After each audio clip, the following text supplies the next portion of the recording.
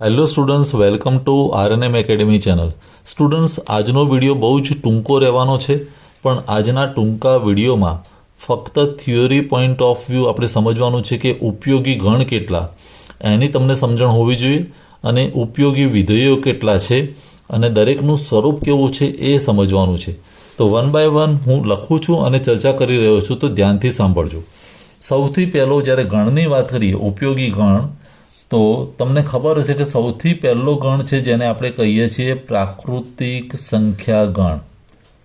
પ્રાકૃતિક સંખ્યા ગણ, અને એને આપણે બતાવીએ છીએ ગણ n ઇઝ ઇક્વલ ટુ આ રીતે 1 2 3 4 ઇન્ફાઇનાઇટ. કહેવાનો મતલબ કે જ્યાં 0 પણ નથી, 1થી શરૂઆત થાય છે અને પૂર્ણાંક આંકડાઓ છે, ઇન્ટીજર 1 2 3 4 અનંત સુધી ચાલે, તો આવો જે ગણ છે એને કહેવાય પ્રાકૃતિક સંખ્યા ગણ n. પછી એના પછી એક બીજો ગણ આવ્યો જેને કહેવાય પૂર્ણાંક સંખ્યા ગણ.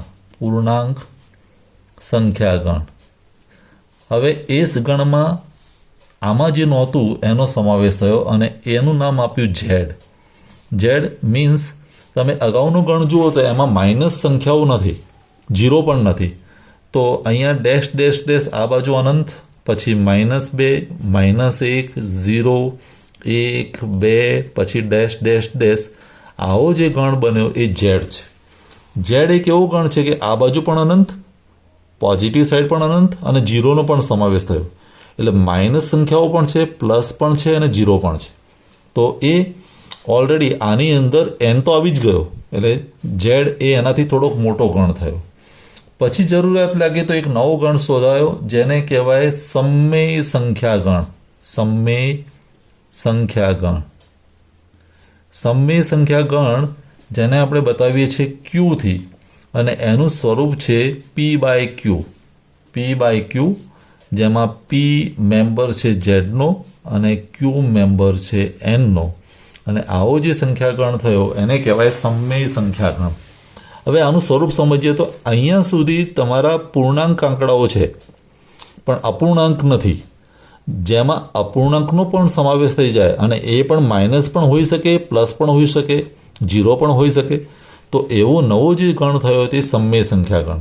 સમજો કે મારે 1/2 બતાવવું છે, તો 1/2 આમાં પણ ના આવે, આમાં પણ ના આવે, પણ આમાં આવી શકે, p/q. એટલે જ્યાં અપૂર્ણાંક સંખ્યાઓનો પણ સમાવેશ થઈ ગયો, તો એવો મોટો ગણ કે જેમાં ઝેડ પણ આવી ગયો, n પણ આવી ગયો, એ સમમેય સંખ્યા ગણ. અને છેલ્લે એક એવો ગણ મળ્યો જેને કહેવાય વાસ્તવિક સંખ્યા ગણ.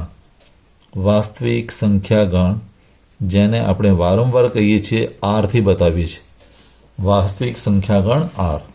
અને વાસ્તવિક સંખ્યા ગણ એક એવો ગણ છે કે આમાં કોઈ સંખ્યા બાકાત રહેતી નથી, બધા જ પ્રકારની સંખ્યાઓનો સમાવેશ આ ગણમાં થાય છે. એમાં એ √3 હોય એનું વેલ્યુ પણ આવી જાય, પાઈ હોય તો એનું વેલ્યુ પણ આવે, ઈ હોય તો એનું પણ વેલ્યુ આવે. બધા જ પ્રકારની સંખ્યાઓ આની અંદર સમાવિષ્ટ છે. તો કહેવાનો મતલબ સૌથી નાનો એટલે n આખો ઝેડમાં આવી ગયો, ઝેડ આખો ક્યુમાં આવી ગયો, અને ક્યુ આખો આરમાં આવી ગયો. એટલે કહેવું હોય તો એમ કહી શકાય કે n જે છે એ કોનો ઉપગણ છે? ઝેડનો. ઝેડ કોનો ઉપગણ? ક્યુનો. અને ક્યુ કોનો ઉપગણ? આરનો. આ રીતનો સંબંધ બને છે ગણ વિશે. તો આ 4 પ્રકારના ગણ તમારે યાદ રાખવાના છે.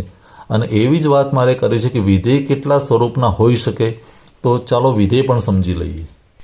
તો સ્ટુડન્ટ્સ, વિધેય પણ અલગ અલગ પ્રકારના હોય છે. પહેલું વિધેય હું લખું છું જેને કહેવાય અચળ વિધેય. અચળ વિધેય મીન્સ કોન્સ્ટન્ટ, જેની વેલ્યુમાં બદલાવ નથી, અને એને આપણે રિપ્રેઝન્ટ કરીએ છીએ fx ઇઝ ઇક્વલ ટુ, ઉદાહરણ તરીકે 3. તો fx એ ફંક્શન છે પણ એની વેલ્યુ ફિક્સ થઈ ગઈ 3. તો જ્યાં બદલાતું નથી તો એવા વિધેયને આપણે કહીશું અચળ વિધેય. પછી એક બીજા પ્રકારનું ફંક્શન જો હું આ રીતે બતાવું કે fx is equal to absolute value માનાંકમાં, તો આવા પ્રકારના વિધેયને આપણે કહીએ છીએ માનાંક વિધેય. માનાંક વિધેય સ્વરૂપ કેવું છે? માનાંકની અંદર છે. એટલે આનો અર્થ એવો થાય કે માઇનસ સંખ્યા હોય તો પણ બહાર નીકળે તો કેવી થઈ જાય? પ્લસ. એટલે એક્સની વેલ્યુ પ્લસ હોય તો પ્લસ જ રહે. ઉદાહરણ તરીકે -2 હોય તો બહાર નીકળે તો 2 થઈ જાય. 2 તો 2 રહેવાના છે. તો આવા પ્રકારના વિધેયને માનાંક વિધેય કહેવાય. પછી ઘણીવાર આપણે આવું રિલેશનશિપ બતાવીએ છીએ fx is equal to a raise to x. જ્યારે a રેઝ ટુ એક્સ એટલે આધાર હોય અને ઘાત હોય તો આવા વિધેયને આપણે કહીશું ઘાતાંકીય વિધેય. ઘાતાંકીય વિધેય જેમાં ઘાત દેખાય છે. એવી જ રીતે ઘાતનું સ્વરૂપ છે. ચોથું, fx is equal two log x base a. અહીંયા લોગનું અસ્તિત્વ છે એટલે લઘુગણક છે. તો આવા વિધેયને આપણે કહીએ છીએ ગુજરાતીમાં લઘુગણકીય વિધેય. લઘુગણકીય વિધેય જેમાં લોગ અવેલેબલ છે.